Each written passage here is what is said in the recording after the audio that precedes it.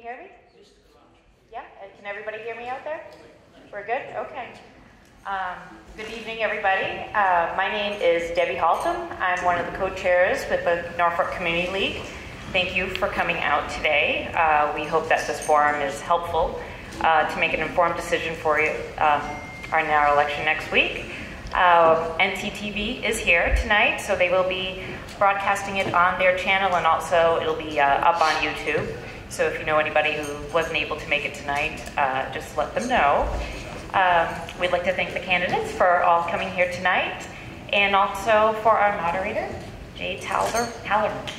Mr. Tallerman, I'll now send it over to you. Thank you.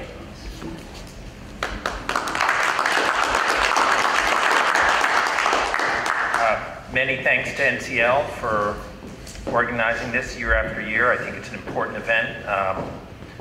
We've got a number of candidates here, some opposed, some unopposed. We're going to open with some opening remarks by each of them for a contested position. You have 5 minutes for an uncontested position. If you want to make some remarks, you have 2 to 3 minutes.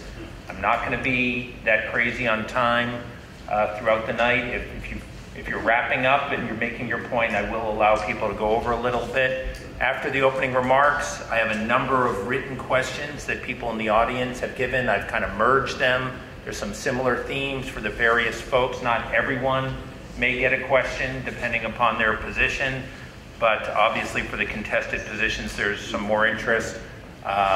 Some of the questions I've combined so as to make a single question. I have screened out some questions that I think are inappropriate for this forum, that are unfair or overly personal, as I would always do. If, as the candidates are doing their opening remarks or speaking or during any of the other questions, if you have anything else, please submit some additional questions and we can go over those as well.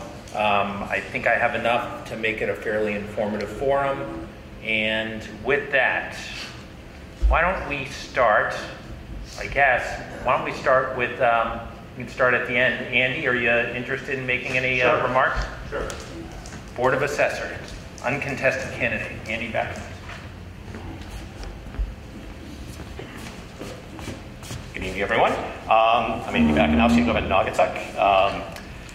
My kids have officially gone. They've graduated college. Actually, one's going to be gone in 2 weeks. And so that means I get to spend more time doing this. But anyways, this is going to be my third stint at the re-election for the Board of Assessors. Started actually have a weird 2-year, I guess what's the word I'm thinking of, 2-year cycle that was done as a write-in originally. But bottom line is I think what we've accomplished over the past 11 years has been we've been able to really process abatements very quickly. We have a new assessor. If you haven't met John Curran, you might want to stop and say hi to him. He'll probably won't know who you are, but tell him that Andy said to say hi. John's really organized, and he's been a really good asset as he's been able to fix a lot of issues we've had. And for the public service announcement part of this, you should check your tax bills just to make sure, because we did find a lot of errors this year, and some of the abatements were actually corrected fairly quickly. So seriously, whole crowd going in there, John's going to get upset and Kathy will get upset too, but just definitely check that out.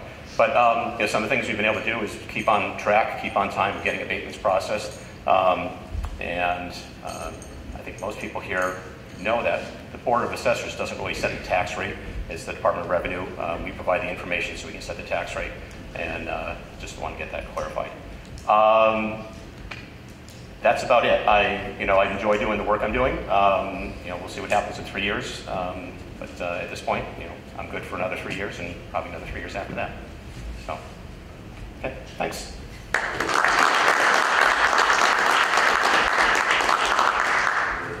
Next, candidate unopposed for Recreation Commission, Will Rigdon.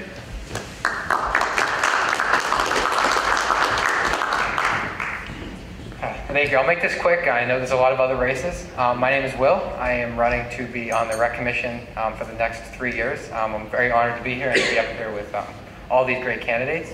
I see Selectman Lehan out there who has done the great work on this commission for the last couple of years and who is so graciously vacating his position and giving me the opportunity. So I really appreciate that. Thank you. So a little bit about me. I am only 22, but I've lived here in Norfolk all 22 years of my life. I graduated from King Philip in 2013 and Norfolk Public Schools back in 2007. It was the Freeman Centennial back then, so I'm starting to feel a little bit old, but not too bad. So I think this position is really fitting for me because I got involved in baseball many years ago, 12 years ago actually. So you're probably doing the math, I was about this big. But I was not always the most athletic person out there, so my dad, who's also out here, gave me the opportunity to be doing the scorebook for my brother's AA team. And after that, I really grew to enjoy it and love it. And I just kept coaching and coaching until I couldn't anymore because my brother didn't want to play anymore. So that was actually a couple of years ago. And then I took over as umpire-in-chief, or assistant umpire-in-chief 3 years ago for the Norfolk Baseball Association, and this year will be the umpire-in-chief at Norfolk Baseball for the first time. And that is simply kind of coaching and training boys aged 13 to 18, how to umpire, how to be good role models here in Norfolk, and also training them to umpire in a game and assigning them to those games and dealing with everything that comes with that. So that's a little bit about me, and I'm really hoping to bring to the Rec Commission two things. Number one is to give back to this community what it's given to me. So obviously I enjoyed growing up here because I'm still here, and I am really hoping to be able to ensure that the next generation of kids are able to experience what I experienced. And also, at the same time, it's been brought to my attention multiple times that some of the programming in the Rec Commission might be too geared towards kids, so at the same time making sure that we're doing what we can to address that. And secondly, obviously being a good steward of our tax dollars, one of the big things the Rec Commission does is subcontract out and contract out to different people for field maintenance and all kinds of stuff. So making sure that we're spending our money wisely and contracting with the appropriate people. So that's my goal in all of this. This is something I truly enjoy, and I really would appreciate your support on May 1st. So thank you.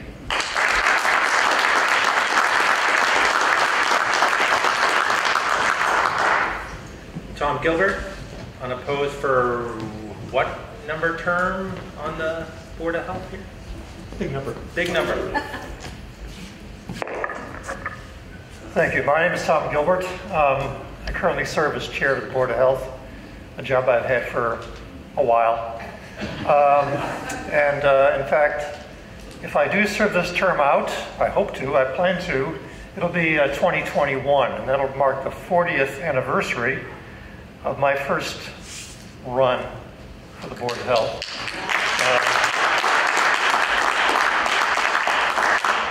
I did take off a couple years in the middle there, so it's only going to be about 38 grand total. But anyway, I'm not really here to talk about me because, frankly, most of the folks in here who've been paying attention for the last 40 years kind of know who I am.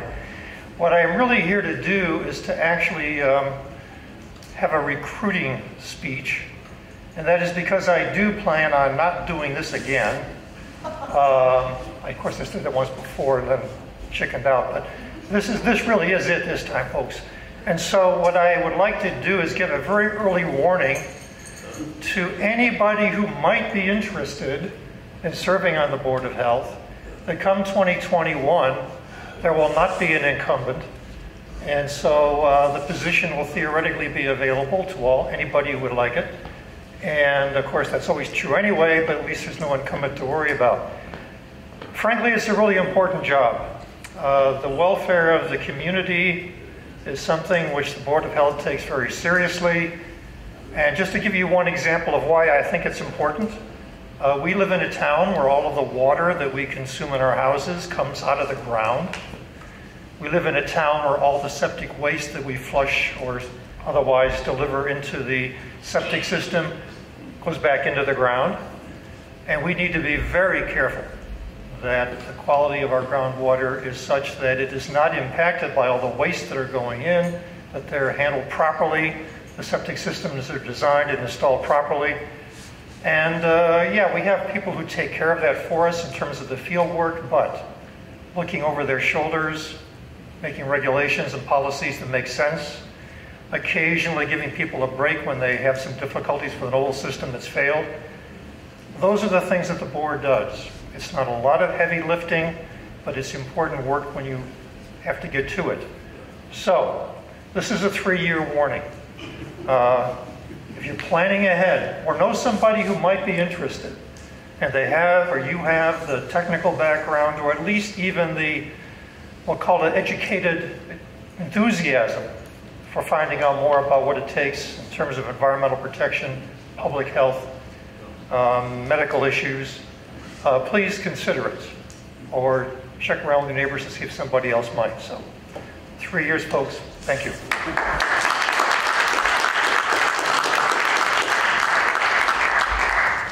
Mike G., King Philip School Committee.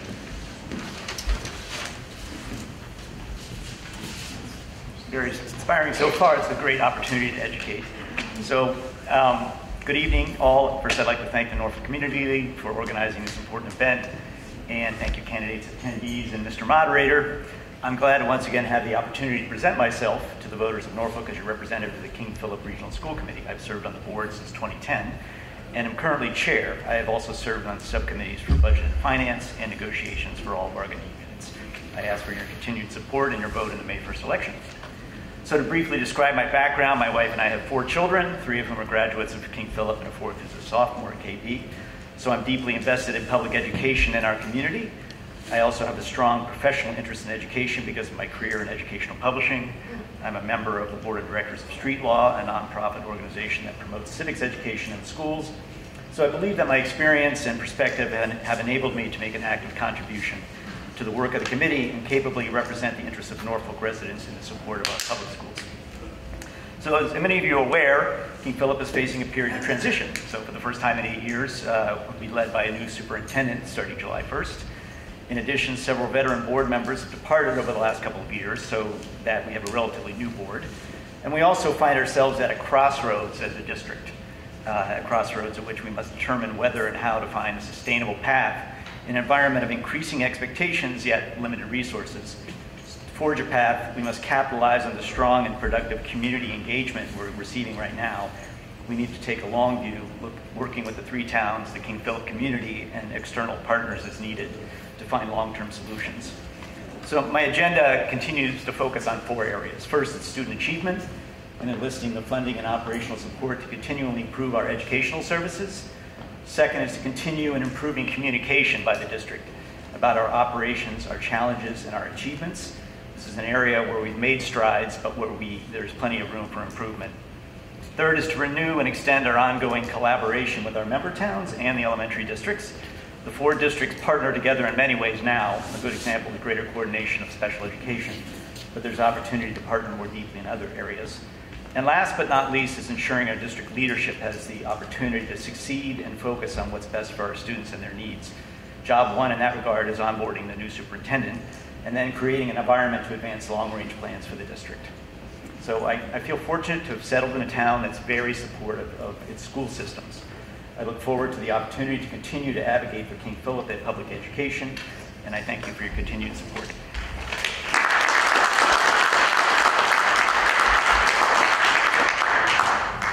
I'm going to skip over to Mr. Shannon, the Housing Authority.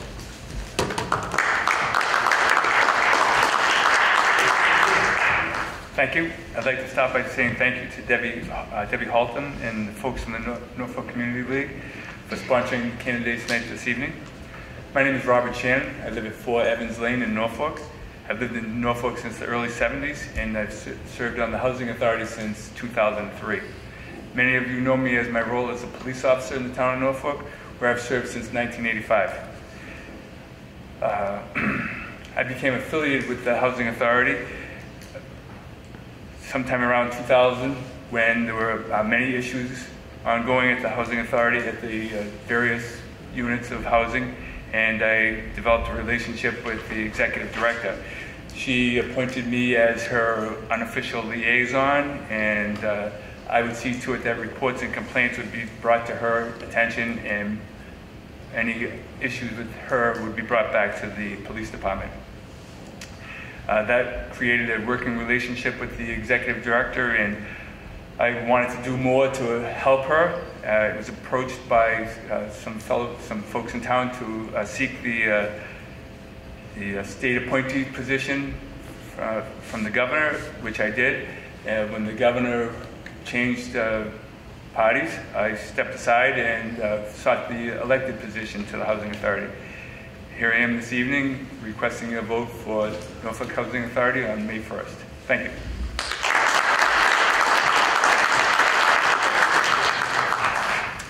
I'm going to move over to the Norfolk School Committee candidates. We're going to start with the incumbent, Mark Flaherty.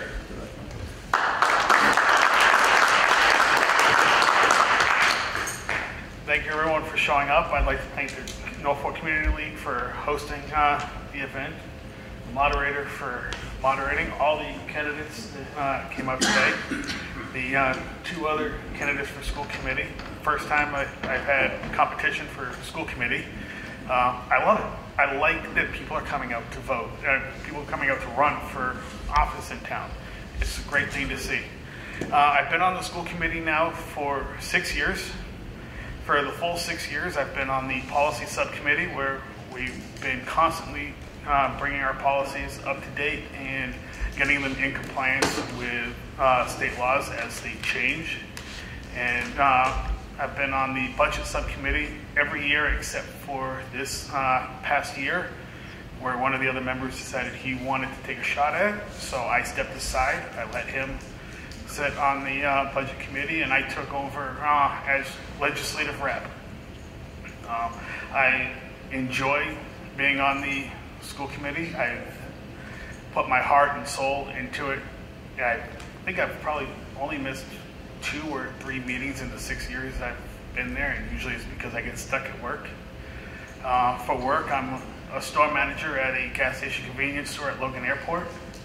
A very busy 24-hour store, so I do make time. I get to the school committee meetings. I ask questions. I make sure that we're doing things the best we can for the town.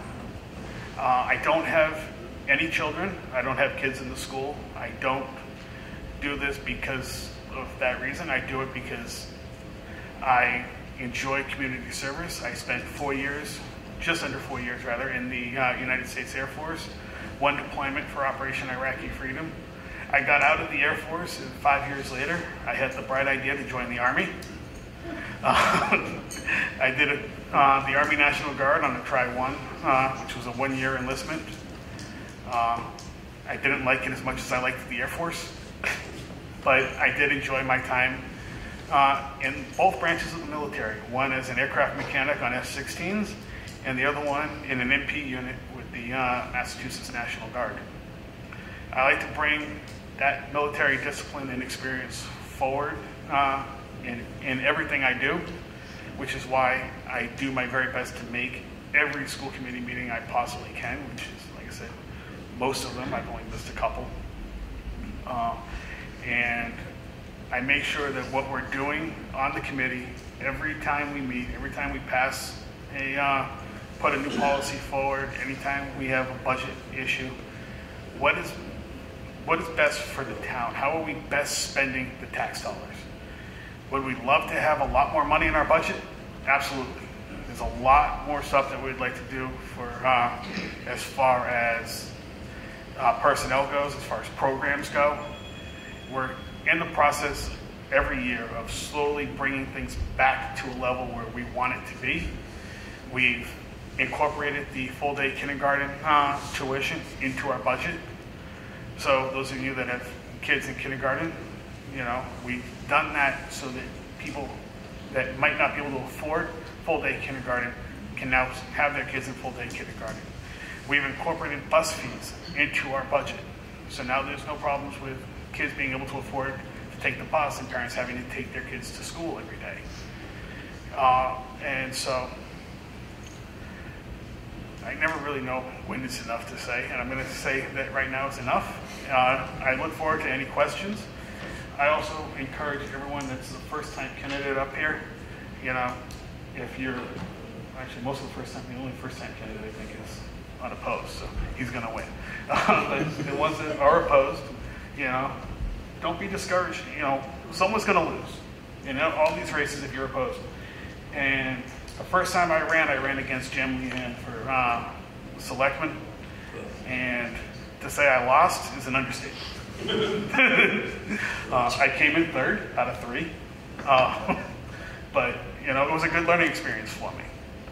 So, you know, don't get discouraged. Move forward. You know, there's always other positions. There's always seats open. And good luck to everyone. Thank you.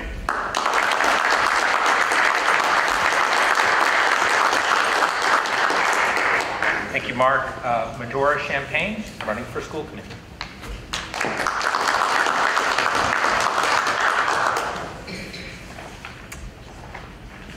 Thank you. I'm little, so I'm just this down. Good evening, and I want to thank you all for coming out. Weeknights are bare, so I think this is a fantastic turnout. Thank you all for coming. I'm hoping that this is going to be a really informative evening for all of us, and it's going to help you make your decisions on May 1st. When I know all of you will be showing up to vote, please, whether you vote for me or not, remind all your very lovely neighbors and friends in town who are not here with you this evening that there is an election coming up, that it is on May 1st, that it would be really great if they showed up. That's my plug for civic responsibility. My name is Medora Champagne, and I'm one of the 3 candidates running for 2 open positions on the Norfolk School Committee. As Mark just mentioned, as I'm sure Jen will mention as well, I'm thrilled that we have a contested race for this position. I think it's a testament to the responsibility and stewardship that our residents here in Norfolk feel towards their public schools. And I'm happy to have a chance to tell you why I think I'm a good fit for the position. My family and I have lived in Norfolk for over a decade at this point, which was kind of a terrifying thing to write when I actually wrote it out, when you're measuring things in terms of decades at this point in your life. When my husband and I were house hunting as newlyweds, we were looking for a quiet, well-established place with good schools and a strong sense of community. Clearly, Norfolk fit the bill and continues to be a wonderful place for us to raise our family. We've grown to love the unique character of Norfolk and its close-knit community, and in 2012, after we sold our first home, we made a very conscious and deliberate decision to stay in Norfolk. We discussed as a family moving somewhere else. We didn't have necessarily the geographical ties that we had to the commuter rail anymore. We didn't have the same work situations, but we elected to stay because we believe in the community, and one of the real underpinnings of the community and its being attractive for us was the school system. I, since then, have been volunteering as a soccer coach with the Norfolk Lions, not this season. My daughter informed me she would only play for other, more qualified coaches. So I get to sit on the sidelines on Sunday, which is not a bad place to be. And in addition, I've been a member of NCL, which has been a great way to meet other folks who are not perhaps in our neighborhood, within the community. And most recently, I had the honor of being appointed to the Zoning Board of Appeals as an associate member, and that will be a 1-year term that will expire in early 2019, I believe. My family and I have planted our roots very firmly in Norfolk, and as a parent of a 3rd grader and rising kindergartner who will actually be having her tour of the HOD tomorrow morning, so I'm a little terrified about that. But as a parent of 2 school-age children, I'm extremely invested in the quality of our schools and the education that we're providing. My day job, if you want to call it that, it's kind of an all-the-time job as well, is as an attorney. I hope you won't hold that against me. I currently own and operate my own practice. Before attending law school, I actually spent a year working in early education at a cooperative preschool in Cambridge. As a business owner, I have experience managing budgets, negotiating contracts, overseeing personnel, managing staff, and most importantly, balancing the needs of my business and my clients against the fiscal reality of running a small business. My personal and professional experience provide me, in my opinion, with the skills necessary to understand and balance multiple priorities and to manage both short and long-term goals and projects. The Norfolk schools are currently offering an excellent education. If you look at the data that we have about our schools, it's fantastic. We have consistently high MCAS scores, great access to technology. My son knows more about technology than I do at this point. He wrote an ebook. I have a link to it. It's interactive. It's pretty cool. We have free full-day kindergarten now, which we actually did not when my son was in kindergarten, so I'm living the dream of that being implemented. And we have low fees associated with all the other school activities. We also have a fantastic and amazing faculty with a very low turnover rate. Norfolk is growing very quickly, however, and long-term planning is going to be critical to ensure that our schools remain excellent in the years to come, and we continue not just to offer a level services curriculum and experience for our students, but actually continue to remain competitive with other similarly situated suburbs and offer the preparation that's necessary for our kids going into middle school, high school, and college. Current developments in town are projecting that we'll see a large uptick in enrollment in coming years. It's critical that we carefully plan and prepare for the growth that's going to be happening to our student body, including space planning, faculty planning, and professional development goals for our faculty. So I'd like to thank you all for coming out and taking time in your schedules. I feel that I'm a qualified candidate for school committee. I'm going to be engaged with the schools in town for at least another, do the math, John, 15 years, something along those lines. And you know, I'd be more than honored to serve on the school committee. I think that we have a lot of challenges we're going to be facing, and it's imperative that we plan and prepare and don't just wait and react when we have new students coming into the system. We have growth associated with development in town. And you know, we're going to need to respond appropriately and provide both fiscal management and policy oversight to make sure that we're continuing to provide an excellent education. So thank you.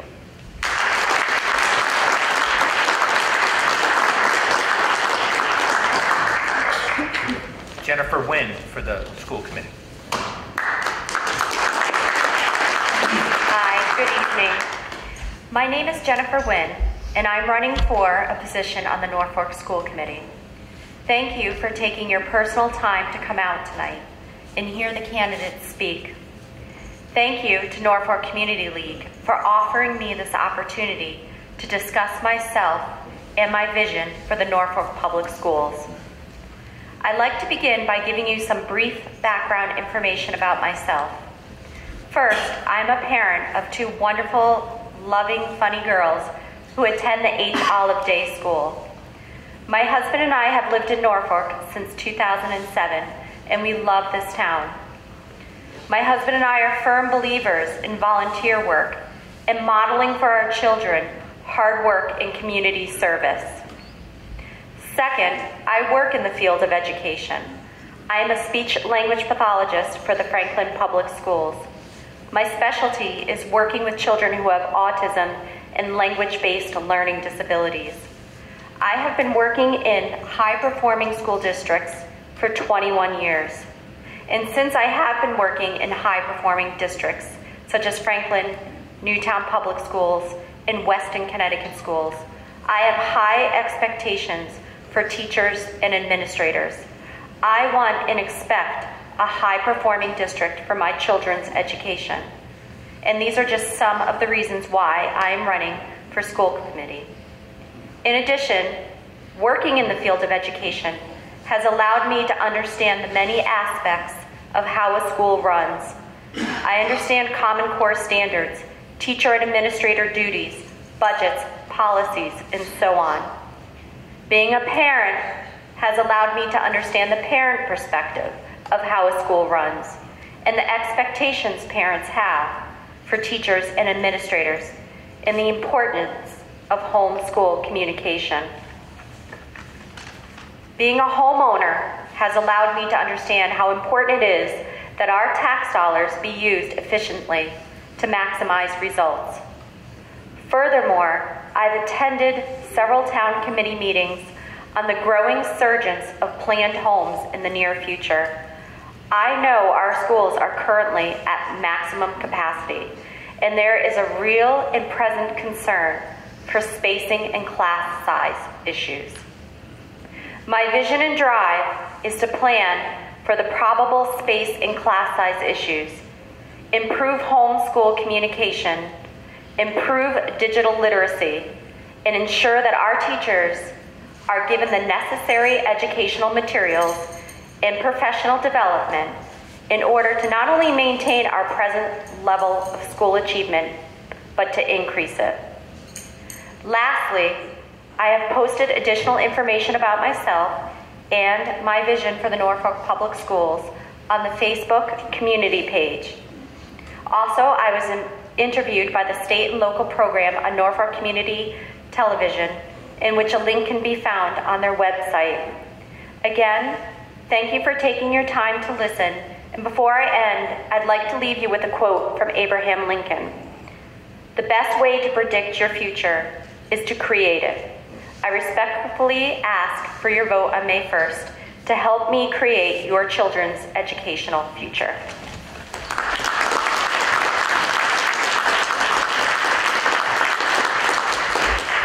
Thank you, Jen. Incumbent running for Board of Selectmen, Scott Bugby.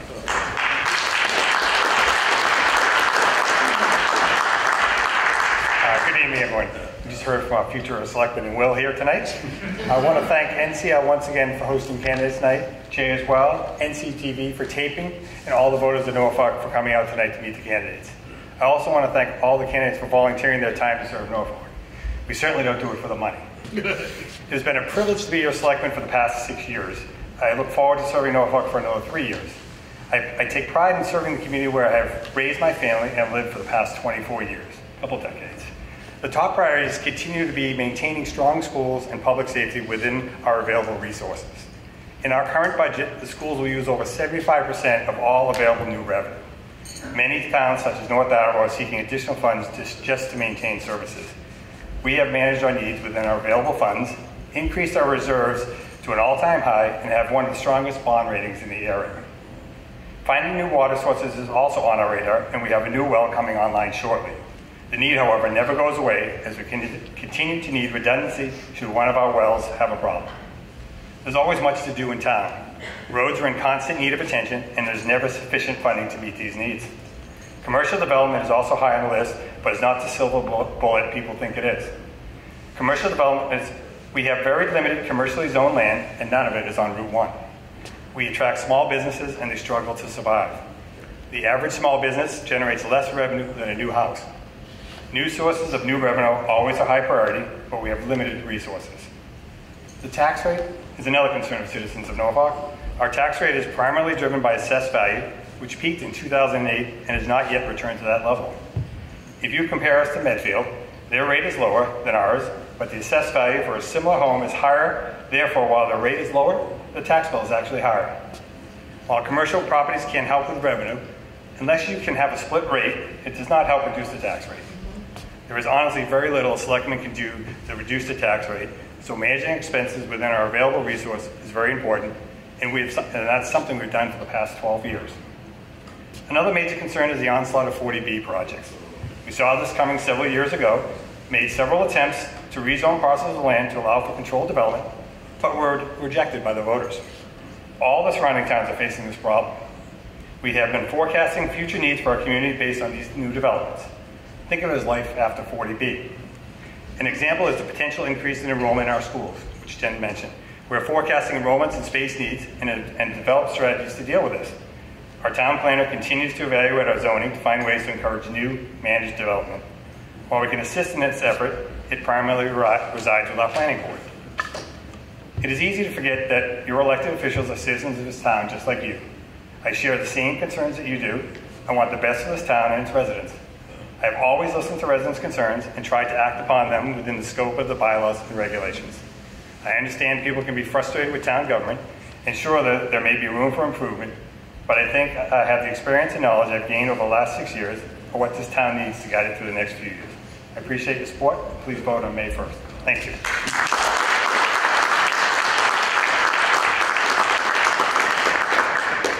Thank you, Scott. Kevin Calcutt, running for Board of Selectmen.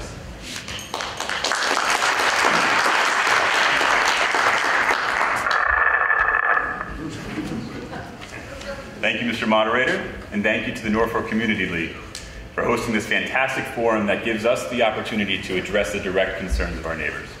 Additionally, I would like to thank my 6-year-old for letting me borrow his iPad this evening.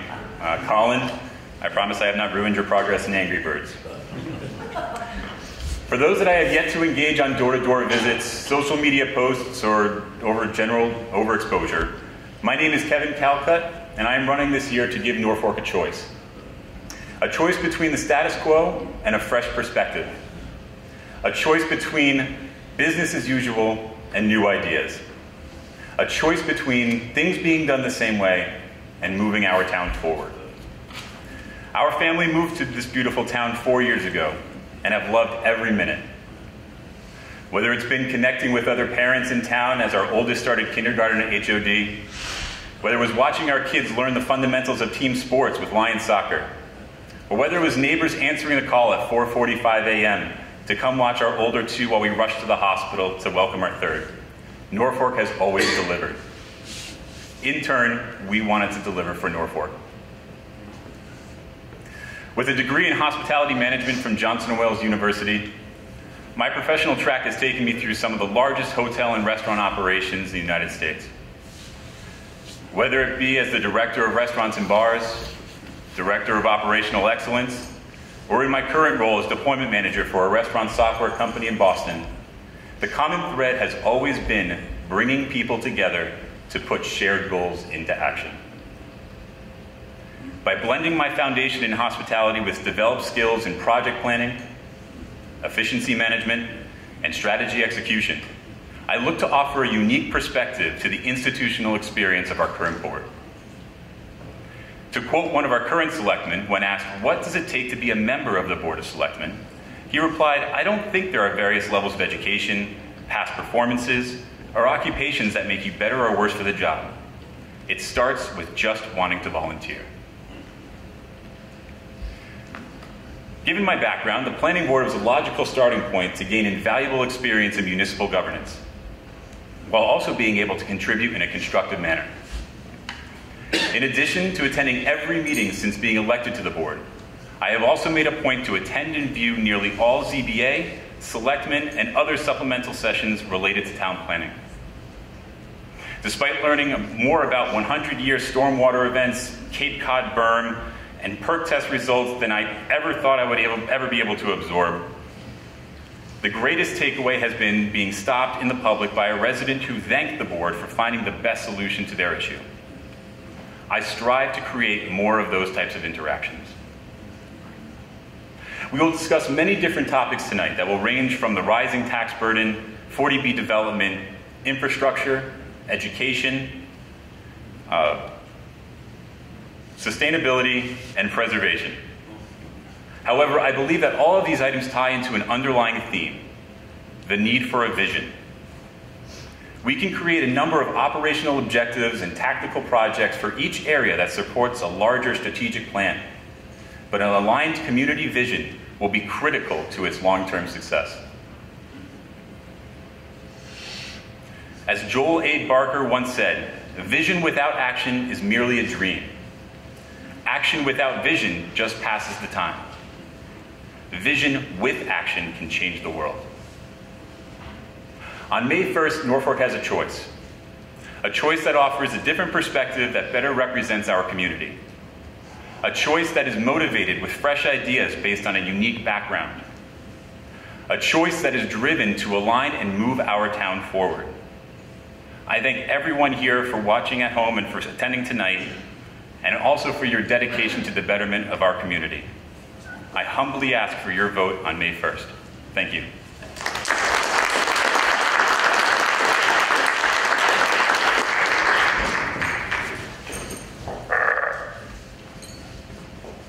Thank you. I think we're ready to move on to the questions. I have a number of them.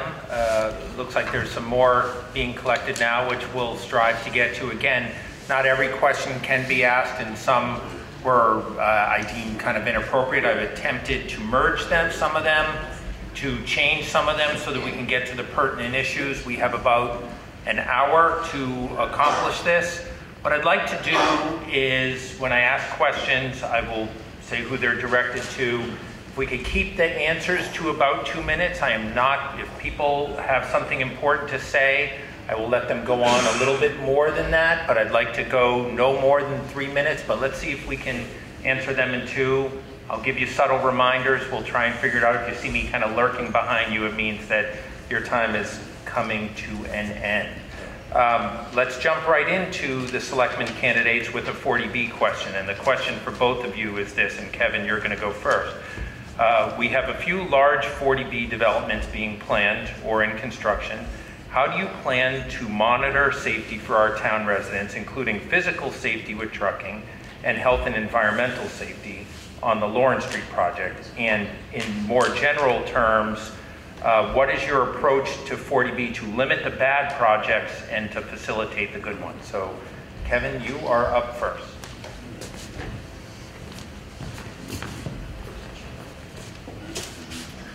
Thank you very much. Fantastic to start off with a 40B question, as I believe this has been one of the most frequently talked about issues as I've been going around door to door and speaking to residents. I've been part of many meetings that have been related to some of the larger 40B projects in town, not only in the ZBA forum, but also in meeting with small groups of neighbors and residents where they can voice their concerns and identify the types of things that are impactful to them in terms of these projects. Safety has probably been at the top of that list. There are many opportunities for us to be able to ensure that these projects that are going to be moving forward are managed and handled in a way that is in the utmost importance and safety of our residents. Having our teams collaborate and identify the best ways to be able to address these concerns and monitor them is at the forefront of importance as well. There is going to be a large amount of collaboration between some of our public safety departments and those involved in these processes to be able to have input and identify the areas of concern where we can most effectively manage these projects as well. So the second part of the project, the idea was how we generally try to manage the types of projects that are coming into our communities. One of the things that we've been talking about over the course of the campaign has been the identification of a 40R smart growth zoning overlay district.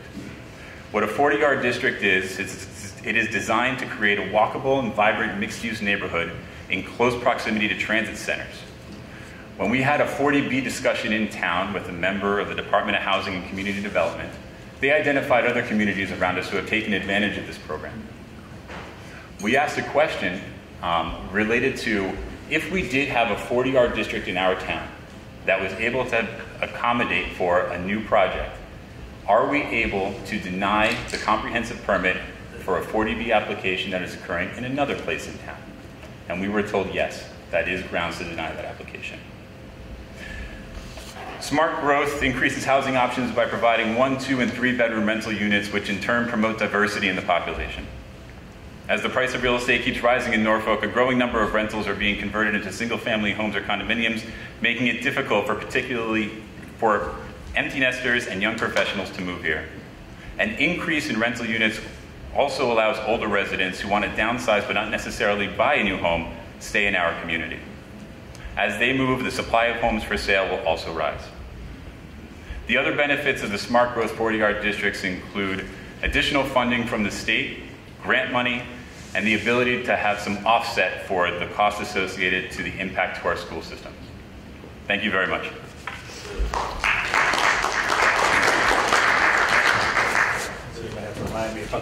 You need the question again? Well, the first was... So it's the first part of it is to how do you plan to monitor safety for the town, including physical safety regarding trucking and environmental with respect to Lawrence Street project, and then more generally, how do you propose to limit bad 40B projects and facilitate good ones? Okay, great question.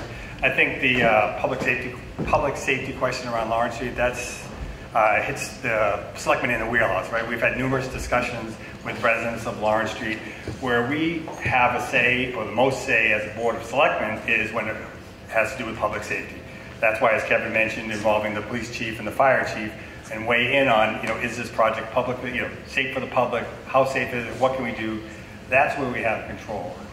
The simple, short answer on controlling bad or any 40B projects is to get to and stay at 10% of affordable housing. One opportunity for that is the Southwood. We spent a couple of 3 years with our committee looking at redeveloping that. That would go a long way to stopping any 40B projects coming down the line. Cooperative working with potential 40B developers. I mean, there's friendly, and then there's unfriendly, and then there's super unfriendly, right?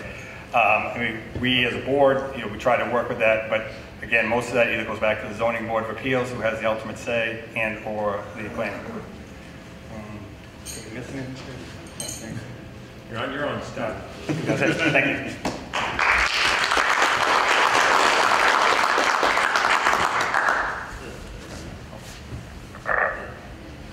Scott gets extra points for talking quite quickly, so his time is.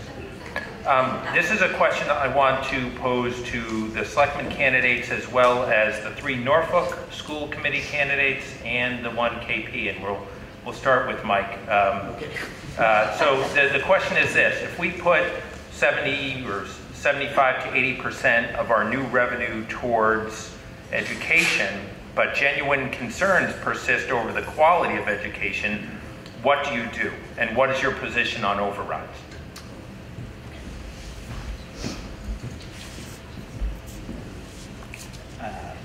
Well, I'll start with the override question. I don't have a position for or against overrides. What I think we do need to do for King Philip particularly is we are in a cycle of making progress in the good years and then getting hammered in the bad years, and we're just on a carousel. And I think what we absolutely need to do is have a long-range strategic plan for a KP that all 3 towns have bought into. For KP, it goes beyond Norfolk. And we deal with 3 town administrations, 3 sets of stakeholders in the towns. We need a strategic vision for where we want KP to go, what it's going to take to get there, and have the current stakeholders collaborate with that and buy into it. And so then we have that going forward.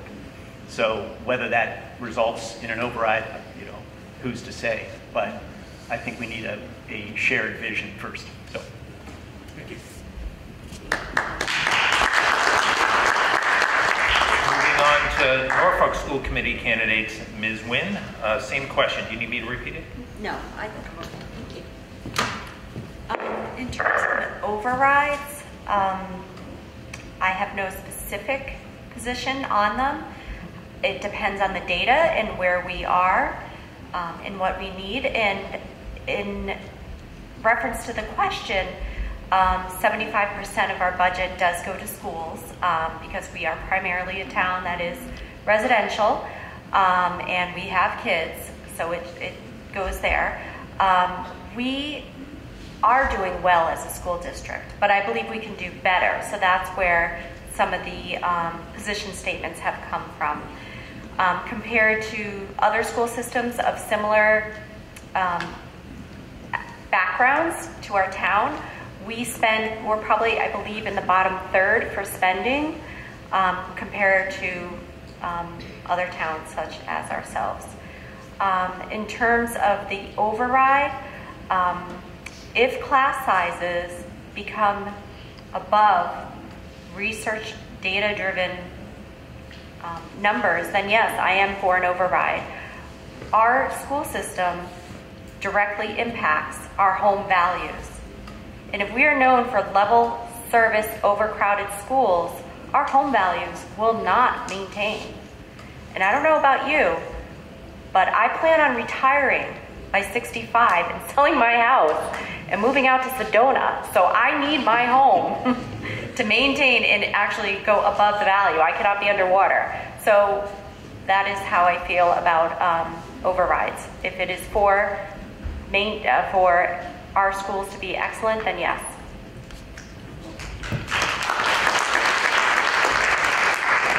Ms. Champagne? Sure.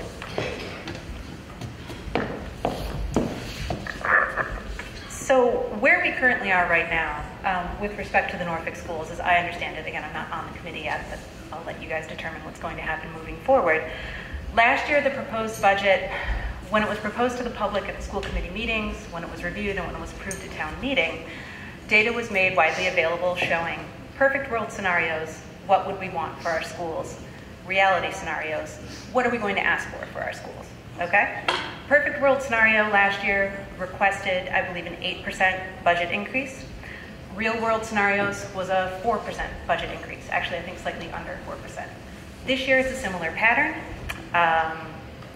The request was something, or the ideal request was going to be something in the neighborhood of a 7.5% increase.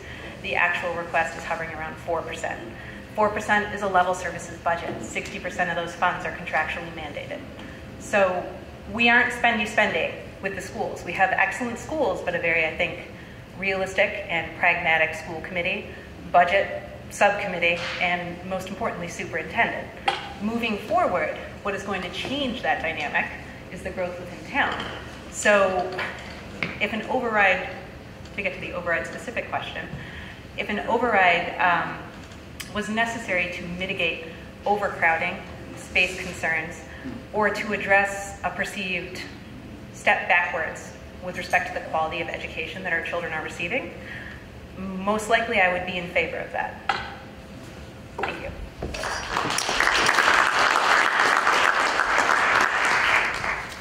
Mr. Flaherty, same question.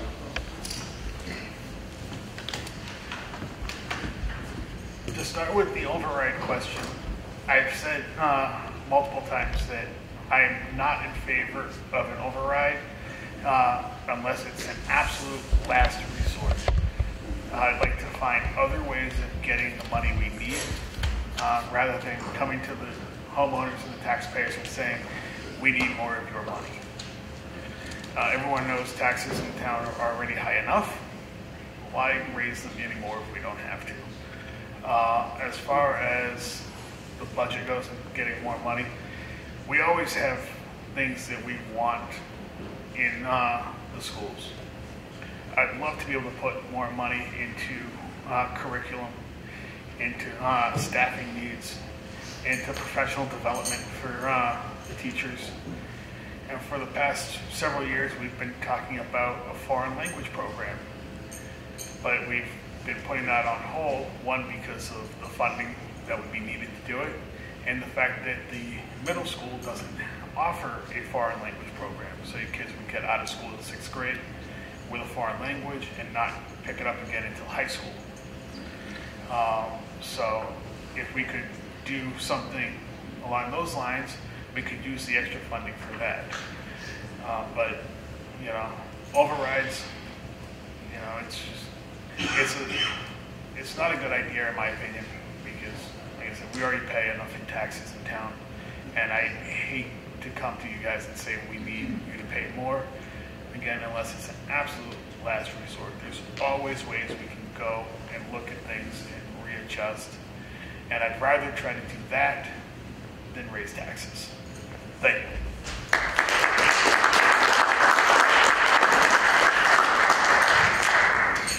Mr. Calcutt, same question.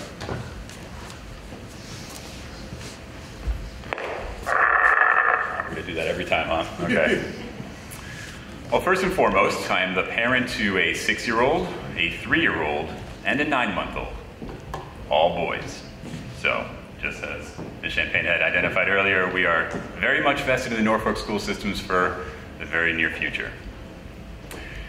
As an override, this, like Mark had talked about, should be a last option. We are already discussing some of the impacts to our tax rate that are causing some people great concern, not only for our present, but also for the future and the way that it's been progressing over time.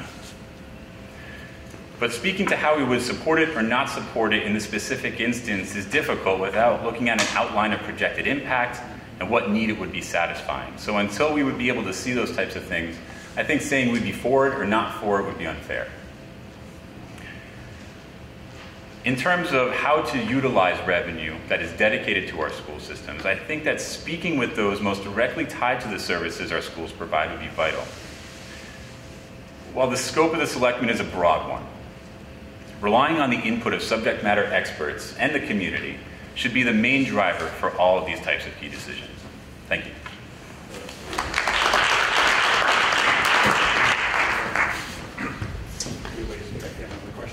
The first question, the 75% number I mentioned is new revenue, but also there's two issues, right? You have the Norfolk school system, which I think has always been great working with us in our budget issues. I think their increase is 3.65. It's really systemic with the KP system in the sense that we come together as 3 towns. We have 3 different budgets, 3 different time frames, 3 different needs, a crazy formula that says this year Rentham's cost is only going to go up 2%, so they can easily afford that in a budget with no issues, with no problems. Now you have Plainville, which today is still $900,000 in a deficit and cannot even barely afford to fund what KP would like. I mean, no, we don't want overcrowding in Norfolk school system. I think the per student is a very good number. Obviously, it was probably smaller when my kids were there. In terms of, if you talk overrides, I mean, the only thing I would consider really, or people should consider, is overrides that really come off the table, like when we build a new public safety building or a new school, to burden our taxpayers with an ongoing extra tax. People are just hanging us up to dry. Thank you.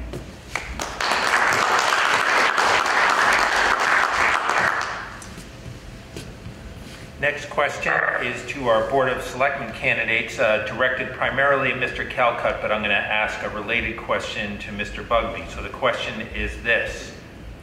With ongoing budgeting and town meeting approaching, have you met with any town officials or school staff on the budget? And related question to Mr. Bugby, what have you done and who have you met with regarding the budgeting season? So Mr. Calcutt, you're on.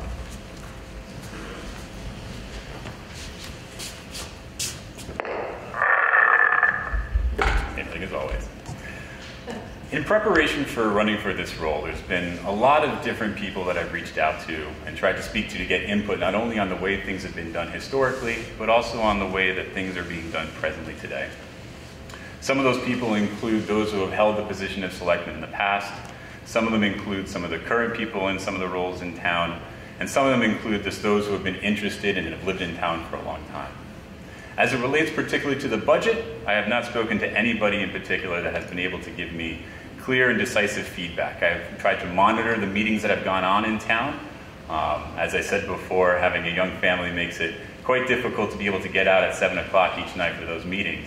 But I have been monitoring them and watching them on YouTube and collecting notes so I'd be able to start impacting these kinds of discussions from day one once getting on the board. Thank you.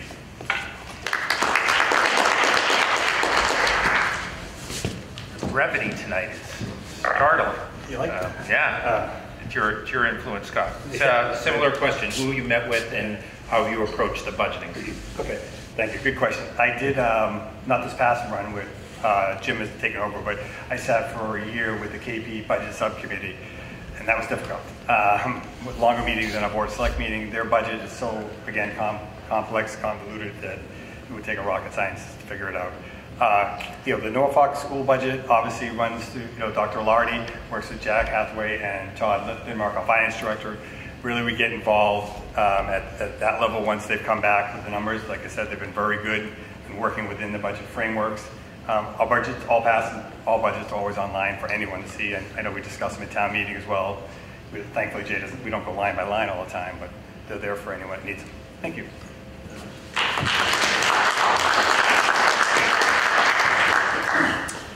Little change up here for Mr. Pakinowski. You said we should check our tax bills. What should we be looking for when we check our tax bills?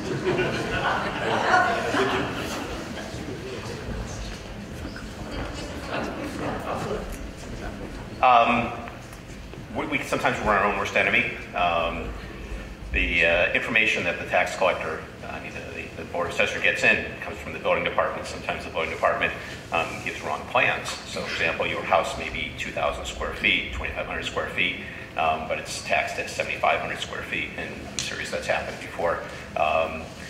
Pin Oaks is a good example. Several years ago, every single unit, 33 units, we got abatements for. Every single one was wrong in terms of square footage as well as amenities. So, my tax bill at one point, I had a 320 square foot shed that was 10 by 16. So if you do the math, it happens, the numbers happen. So you just have to look very carefully. There are codes, in terms of if you have a second story, if you have a full fireplace, if you have 2 fireplaces, you have 2 chimneys, all those are coded. If you look on the town, the Board of Assessors, you'll see a link, you can see your field card, and you'll see all the codes, and it'll tell you what's there. If you know what the code is, you can call the Board of Assessors. So it's just checking things. Sometimes numbers change just during tax season. I mean, it happens. I check mine every year, not because I sit on the Board of Assessors. We own a small cabin up north. I check it every single time. So, it's due diligence. Is you check your you check your telephone bill, you check your cable bill, everything for small charges. That's the best thing to do. Just look at it, become familiar with it, and if there's a real error, it will be taken care of. If you can do it before an abatement season, you can take care of that. That's actually, the abatement forms are due February. So this year you might be late, but for next year you can get that taken care of. So that's my public service announcement. Thanks.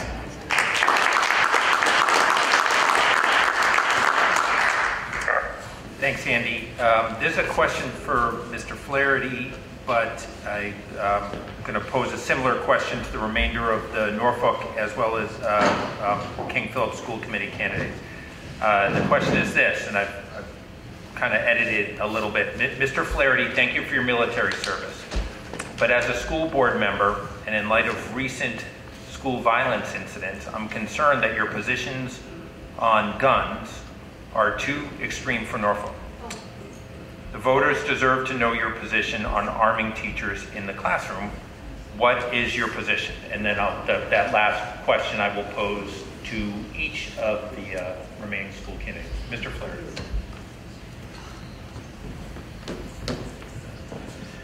I knew this question was going to be coming. So let's take a minute to realize something. We live in the state of Massachusetts. In the state of Massachusetts, this building right here is a gun-free zone. The only people allowed to carry a firearm in a gun-free zone, law enforcement officers. That's it. My views on the topic, may agree with, may disagree with, are irrelevant until the laws in Massachusetts change. Okay? Massachusetts, at no point in the foreseeable future, will probably change the laws that would even remotely give consideration to allowing teachers to be armed. Now, in a state like Florida, where they just changed their laws, this would be a very good debate. So, my views on the topic, however, is that should the laws change, that communities should give consideration for staff members that volunteer for extra specialized training. At no point should anyone force the subject, nor should anyone or any community be forced to implement the program. But again, this is Massachusetts. At no point do I foresee this even being remotely an issue. However, should anyone decide they would like to have a discussion about firearms, Second Amendment, whatever, I'm more than willing to do it at any point. It's just, I don't think, based on the subject matter in this setting and based on the laws, this might not be the best time to do a full-on debate on it. But, you can find me on Facebook, you can find me around town. If you want to have a debate, let me know. My phone number is on the town website, and my email is too. As a school committee member, as a constable, my contact information is there. Feel free to contact me. I'd be more than willing to discuss this in person with anyone who is willing to listen. Thank you.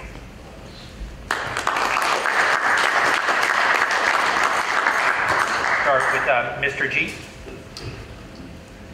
And feel free to bridge onto other relevant topic of violence in the schools that has been in the news in terms of how we deal with that readiness to that issue. Okay.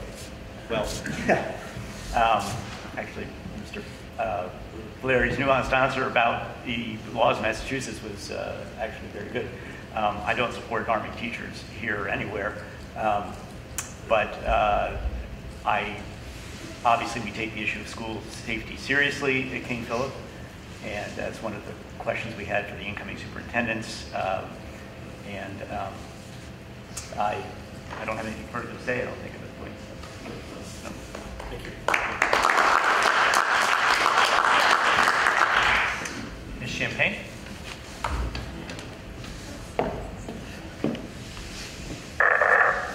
I'm going to bring this I do not, on a personal level, support the concept of arming teachers or having any additional firearms or weapons of any kind in a school that my children are attending or anyone else's children are attending. It is not really a relevant question in Massachusetts, as both of the previous candidates who spoke on this topic mentioned. But personally, for me, I don't think there's any empirical data that would support the contention that it's going to make for a safer outcome in an attack or active shooter situation in a school. And I think that there's overwhelming evidence that teachers themselves do not wish to be armed. Major teachers' unions have come out in opposition to this, including the AFT and the NEA. So no, I don't support it.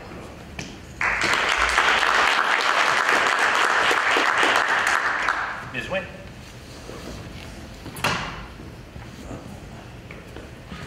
So my short answer is no, I do not support arming teachers. This is both on a personal level, but more importantly, from a professional level. From someone who used to work in Newtown Public Schools and currently works in a public school and practices active shooter drills 3 times a year and lives on a daily basis of walking into my work and having the job of protecting children.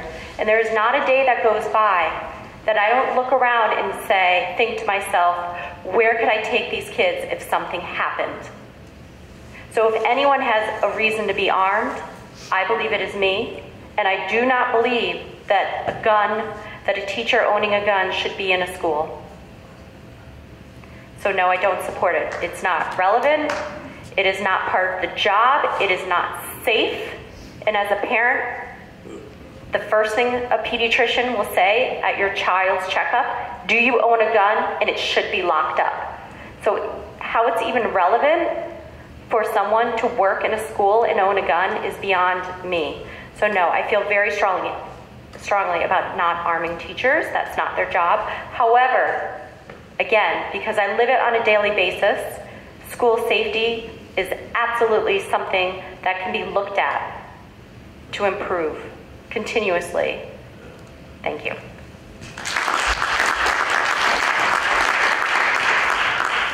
For the selectmen, and we will start with Mr. Bugby, what will you do to involve more residents in town decision-making?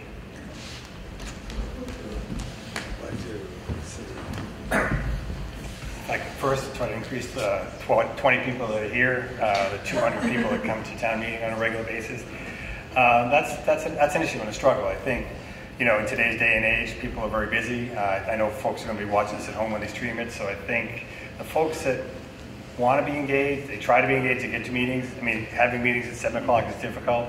We talked about having meetings on Saturday, but now you can imagine with spring sports and kids' activities, there's no easy fix. I mean, all the meetings are posted, open to the public, so we do welcome and love folks coming. We actually had 2 people at our selectmen meeting last Monday, which was almost a record crowd.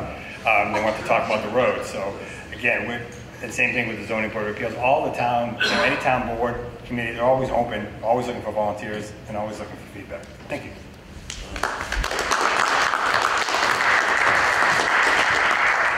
Mr. Calca. Didn't give me enough time to put notes in there, Scott. Thank you. One of the things I've held very dear in my first year of being involved with town government has been the level of engagement with the community. There have been questions that I've addressed, there have been directions that I've pointed people, and there have been things that I've researched just to try to get people answers and facts so the conversation is pointed in the correct direction. I think maintaining that level of engagement and putting an emphasis on the education on certain matters in town would be key to ensuring that those conversations happen in a fruitful manner. In addition, keeping ourselves open to be able to have accessibility and to have all documents and items pertaining to these issues available would also be extremely important to ensuring that those conversations remain going in the right direction. Thank you.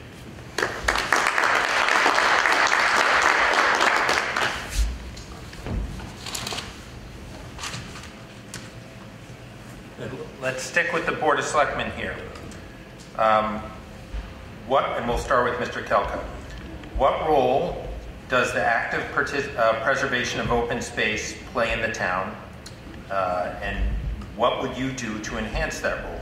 And what is your view of the Community Preservation Act?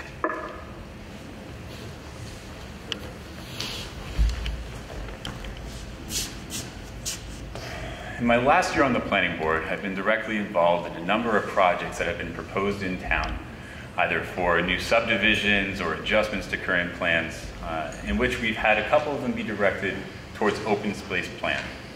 And for those that don't know, an open space plan differs from a normal proposal in that there is a certain percentage of land that is dedicated and maintained as open space accessible to the public, while allowing for slightly increased density in terms of the available units allowed on that property. It has been very important to try to push these types of projects in town, to be able to accept new growth that is coming and it is available by right, but also to try to maintain the rural appeal of Norfolk that we all love so much. In terms of the CPA, I believe that this fund is extremely important to continuing those kinds of efforts, and I would support any discussions surrounding the enhancement of those funds or additional contributions moving forward. Thank you.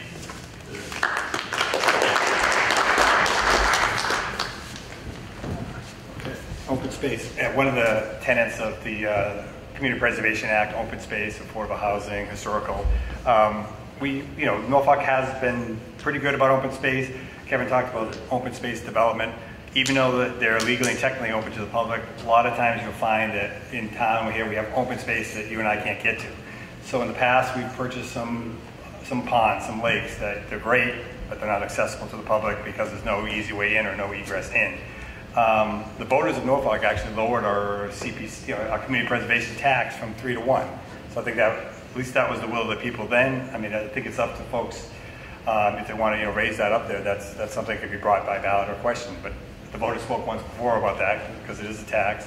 The state has been kind of not being years ago they contributed a lot more dollar for dollar, but it's still something in our pocket to use, and it's great. Open space again offers lots of opportunities for everyone.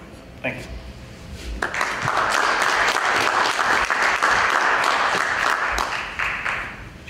Mr. Rigdon, what new programs would you seek to promote at the Recreation Department, and would the Recreation Department be open to working with King Philip to run online foreign language classes that KP students could take for credit?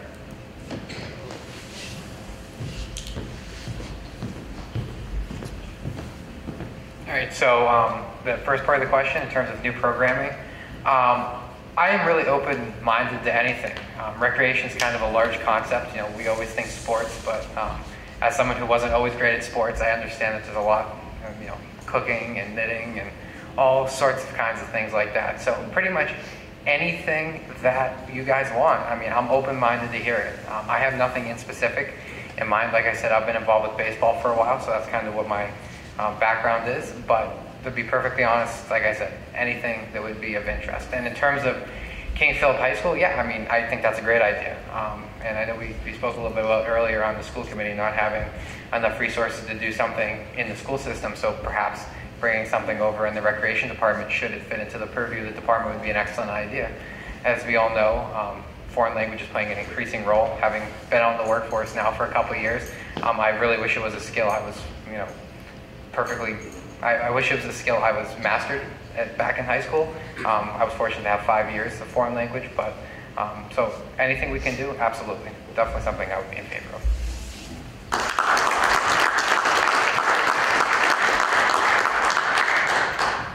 For the Norfolk School Committee candidates, and we'll start with Ms. Nguyen, two-part question. How should we be teaching critical thinking skills to students, and what is your opinion of Common Core? Very good question.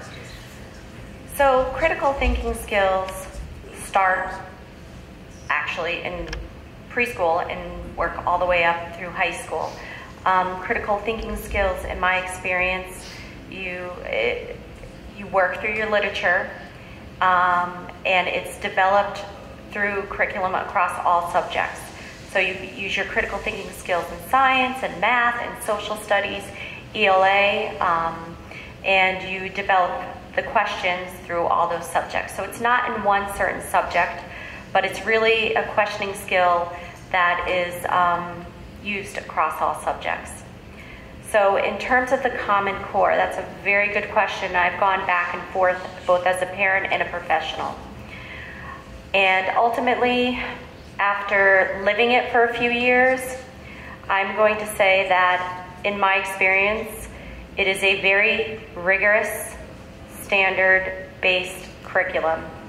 Massachusetts is #1 in the country for education, and they're known for always having, even before Common Core, rigorous standards. Now we're just aligned with several other states. And the states that have dropped Common Core or have opted out are states such as, I believe, Arkansas, Oklahoma, Florida, and whatnot. So that's off the top of my head. So where I'm at, what I've come to ultimately with Common Core is that it's a very rigorous, standard-based curriculum that is keeping us in competition with the world, really. So that's it.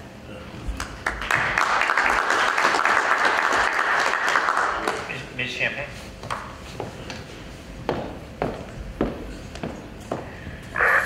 Critical thinking and Common Core. I think I can handle these.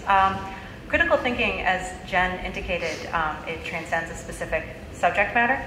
I think that my answer is actually going to incorporate both of the questions. The Common Core standards that we're adhering to now, and I've seen this as my son has moved up from kindergarten to now 3rd grade, they're very driven towards fact fluency in math, basic conceptual processing in ELA standards.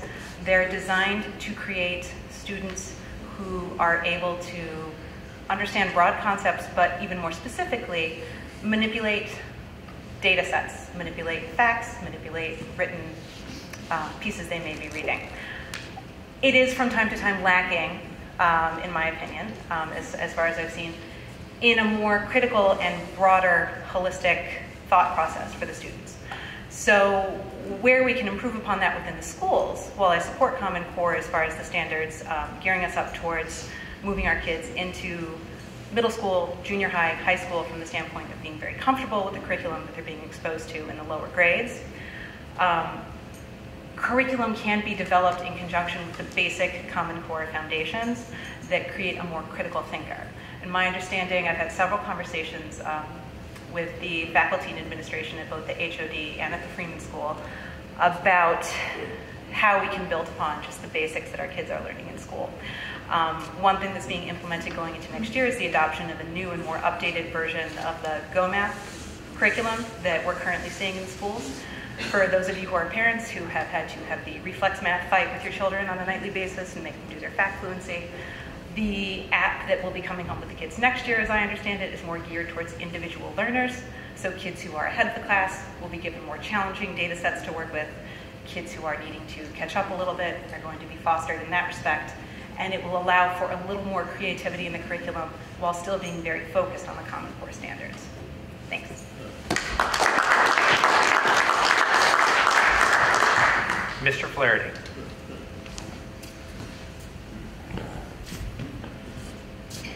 As far as Common Core goes, and from what I've learned about Common Core, I've never been a fan of Common Core. Now, it could be the fact that I learned how to do math, how I learned stuff around how most of you guys did. And I've seen a lot of things that don't make sense to me in the Common Core standards and the Common Core way of doing things. So it could just be my ignorance of the whole process and the fact that I learned a different way. The kids that are brought up with that program, that's going to make sense to them probably a lot more than the way that I learned how to do it. So as far as that goes, that's why I oppose Common Core. A lot of the stuff doesn't make sense to me. As far as critical thinking, I'm a believer that critical thinking comes a lot with life experience as well. You got to teach kids how to think things through, think through all decisions, think through all their math problems, think through everything carefully. And you can do that with textbooks. You can do it with teacher lectures. But I believe, just like with most forms of education, everything starts at the home. How you work with your kids will give them the ultimate fundamentals that they're going to need and put into place while they're in school, and the schools then build upon that as well.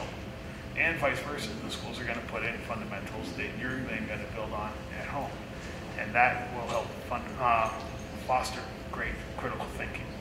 Thank you.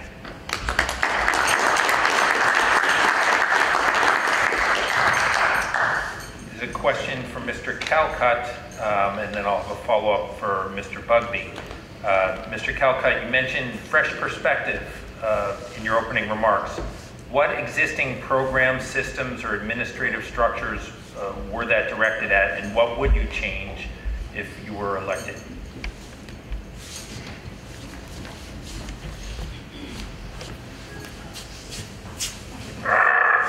Personal questions, huh? This is great.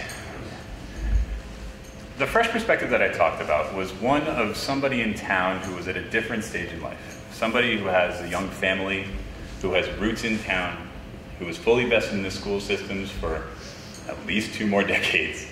Somebody who is coming in who has a fresh look at the way that we do things in town and what our future looks like. In addition to that perspective from a personal level, I'm also speaking about it from a professional level. I'm a strategic planner by trade. I worked on large-term deployment projects with some very complex organizations. Being able to offer those type of skills and that type of background to some of the discussions that currently go on with a lot of the institutional knowledge that currently resides on the board, I think would be able to add another aspect and a more well-rounded view to how we address some of the things that we do today. In terms of specifics, I eagerly look forward to starting on the board and being able to identify those on day one. Thank you. Scott, similar question to you. What, if any, fundamental changes would you envision to move the town forward? First, institutional. Is that euphemism for old, Kevin? My kids did go through the school system, so I get that in the stages in life and what perspective people can bring to boards.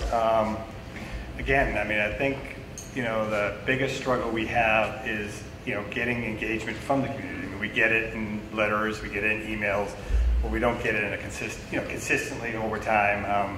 I know David brought up some good ideas about when you get the community together and you vision board or you plan and like what when it comes around a budget, what does the town folks want? People want great schools. Other folks want great, strong public safety. Well, I want strong both within again within our means. So it's really it's a balancing act because, like I said, you deal with the seniors that have certain needs. There's the folks with young kids at school have certain needs, and there's partial empty nesters like my wife and I who have certain needs and have kids at home when we didn't know we were going to have kids at home. So that's it. Thanks.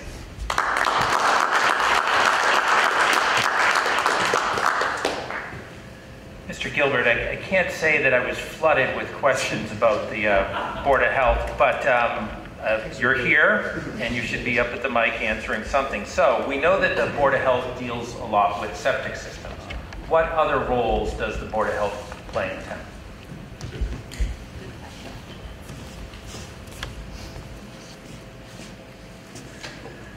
Well, septic systems are indeed the most important thing, at least in terms of time spent that we do.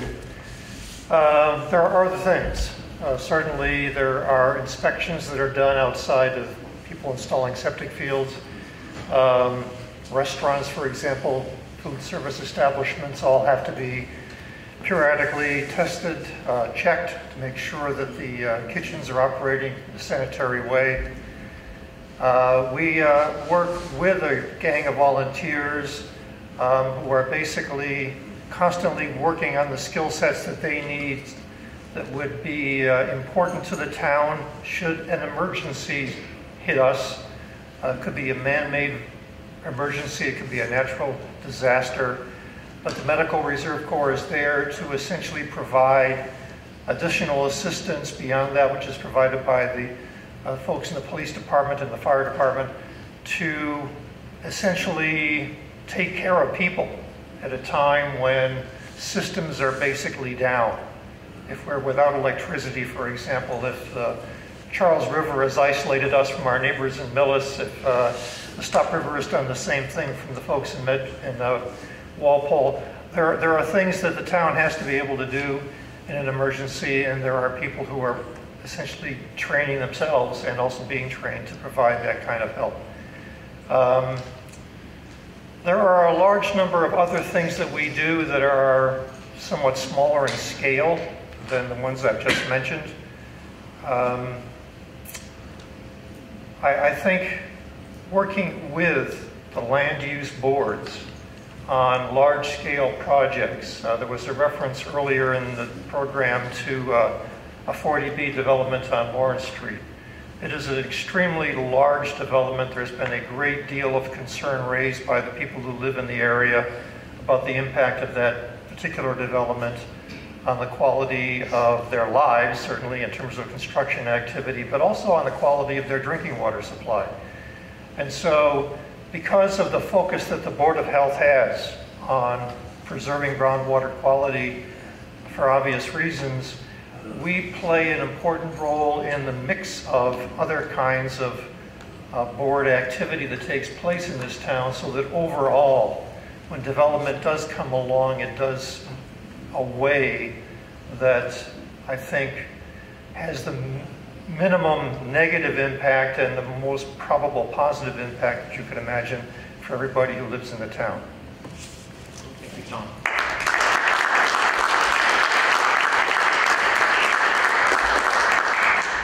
Mr. Shannon, we know that the Housing Authority manages a few different properties in town. How does the Housing Authority integrate with other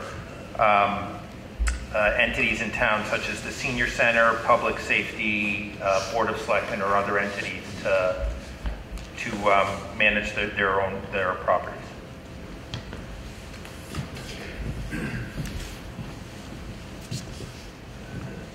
So there's a lot of confusion about affordable housing and 40B and the Norfolk Housing Authority. The 40B is private. It's funded by developers, and the Housing Authority manages two properties, one on Rockwood Road and one on Pond Street. There are also the Norfolk Affordable Housing Trust, which is also run by the town and the Board of Selectmen, and a trust, a group of individuals that manage that money and manage the lotteries and whatnot that provide people the opportunity to own affordable houses in Norfolk.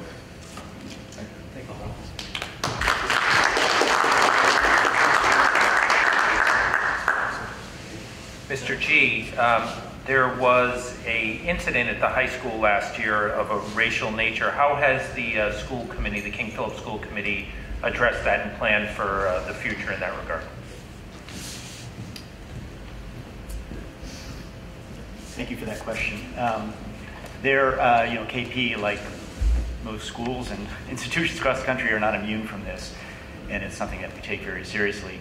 The first step was the principal of the high school formed a committee on cultural competence, and there's community members, and some of whom are in the audience tonight, that have been meeting to develop a plan. I think the next steps from the school committee are, we talked about this last night, having a check-in on that committee with the principal, and then also discussing it with the new superintendent at our retreat this summer and putting it on the agenda for next year's business. So, thank you.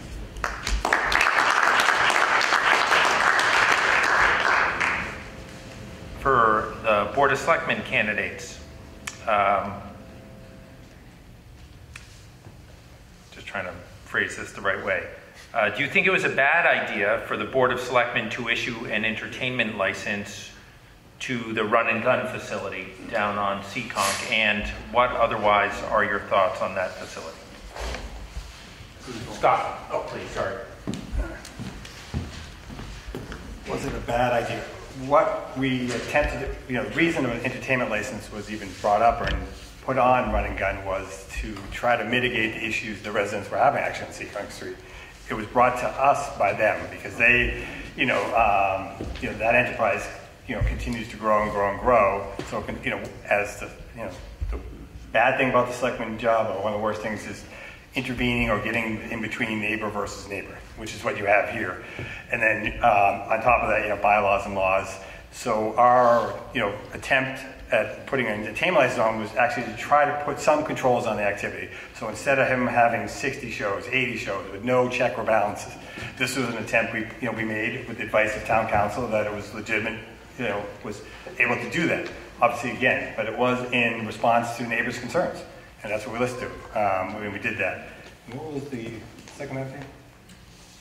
General selectmen approach to the run and gun facility. Well, again, that's some of it's still in legal courts, but again, we're trying to balance the rights of one owner versus the other, many owners around that. So it's not easy. There's no straightforward answer. I mean, we as the board have talked about this many times. Said, "We wish the courts would rule. Then it would be out of our hands." And then, I'm sure that the neighbors aren't going to like that, or Mr. Brogan's not going to like that, or both aren't going to like that. But again, we're kind of put in the middle. Again, if we had an easy answer, we would use it. And we'd like, again, my opinion, my personal as a board member would be, I'd love the courts to decide it. That way, it's done. But then it would probably be appealed anyways. Thank you.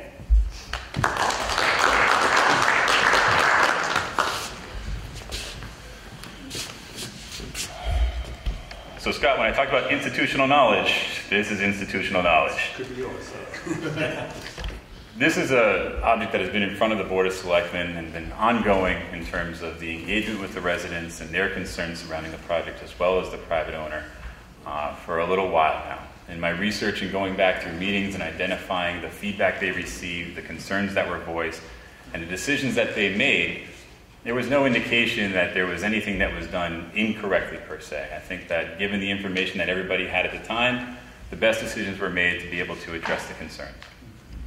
That being said, moving past that point and into the area where Scott had identified, there had been some recent rulings that have been pushed down from the courts identifying that there was a new path and a new way to go.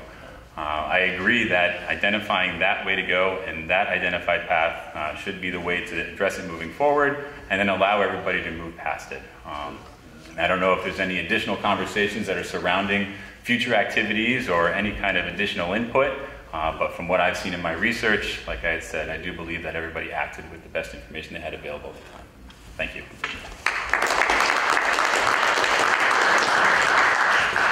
I'm going to try and squeeze in one more. This is for the Norfolk School Committee candidates.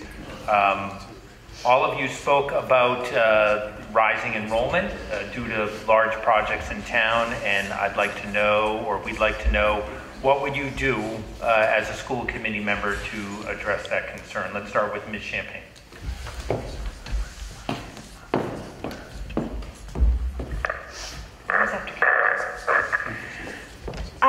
Sure. So the developments that are currently pending before the town for 40B approvals, there are, I believe, 6 of them. I had a very long and extremely heartening conversation with Dr. Alardi about this recently. The projection is that it would add anywhere from 150 to 200 additional students into our schools over the next several years. The average additional add to our schools is 10 to 15 additional students on an annual basis. So it's a big change. What would I do as a school committee member? First and foremost, there has to be a logistical space plan, and there needs to be one relatively quickly. I believe that the school committee has already been doing their due diligence in reviewing various options that are available. My understanding of where that stands now, not being one with institutional knowledge of it, is that a third site option has been more or less disregarded, and conversations have opened up that would include adding on to the Freeman School. So that would solve the space plan. It would open up classrooms at the HOD to account for the incoming kindergartners we would see in additional lower grade classrooms. Obviously, the other issue there is that you're going to have 7 or 8 new classrooms opening up. Those classrooms are going to need teachers. They are going to need paraprofessionals. They are going to need specialists who can account for additional kids needing ELA assistance, specialized math assistance, and special education services. So really, all we can do is plan and prepare. The space planning is underway. There's going to need to be some fiscal allocations happening towards that going into the future. There's going to need to be some careful thoughts about where within the budget we're going to come up with that money. And, you know, realistically speaking, it's not a question of if the growth is going to be happening, but rather when. So the best thing we can do is gather as much data as possible. I believe some forecasting data has already been accumulated by the school committee and the superintendent, which is fantastic, but we need to keep that at the forefront of the conversations. If you go back and look at some of the committee meetings that are available on YouTube, you can see that Dr. Alardi has actually been repeatedly raising this as something that's going to need to continue to be on the agenda of the school committee moving forward. So I'm heartened by the fact that everybody is aware of it and nobody is really avoiding the conversation, but we're going to need to put a price tag on what's going to be involved, and we're going to need to do some critical thinking about what we can do to continue offering level services and improving our quality of education. Thanks. Mr. Flaherty.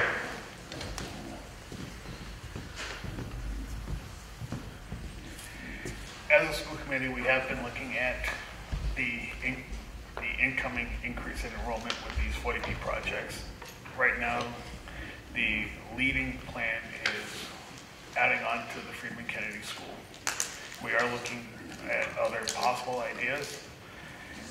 It's just a matter of getting the money to do it, getting the plan in place, getting everything we need situated in order to do it. We know it's coming. We're not blind to that. We're just trying to figure out, get all the ducks in a row on what exactly the plan is. And I think the adding on the wing to the Freeman Kennedy right now is the best idea. I looked at those plans when they presented it to us, the idea of what they want to do. And I think that will get us through for the short term. As far as the long term goes, you know, I know a lot of people would be scared to say another school building project, but you know, it might happen if we get a lot more people in. Might have to do something new, and you know, so we're gonna see. We gotta not only plan, but we also have to see what actually happens, because you can put all the plans you want in place, and you never know what the enrollment's going to be until the enrollment is finalized. Thank you. Ms. Nguyen? To echo what Mark and Medora said, I am aware that there is a plan in place to study possibly putting some additional classrooms at the Freeman Kennedy, and that would address the spacing issue. And as Medora said, we also have other worries and concerns in terms of additional staffing. So what I would do as a school committee member is I am acutely aware of space issues and class sizes and what's happening. I would be monitoring this, actively monitoring this, and asking questions. What are we doing? And I would be asking it to all parties, the Board of Selectmen, the superintendent, my fellow school committee members. Because one thing that I do know right now in looking at the friend directory today, class sizes are right now at a minimum 19 students. In second grade alone, they're at 21, 22, 23. And what I know as a professional in education is that research shows that class sizes should be no more than 19. And that's a problem if we get more people in. So I would be actively monitoring the situation and making sure that we need to do what we need to do to maintain and improve our schools for our children as well as our property values. Thank you.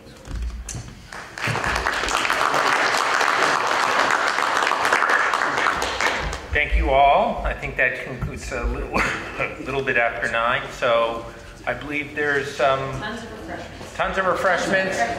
Remember, May 1st, vote. May 8th, town meeting. Let's see you at both. Thanks very much.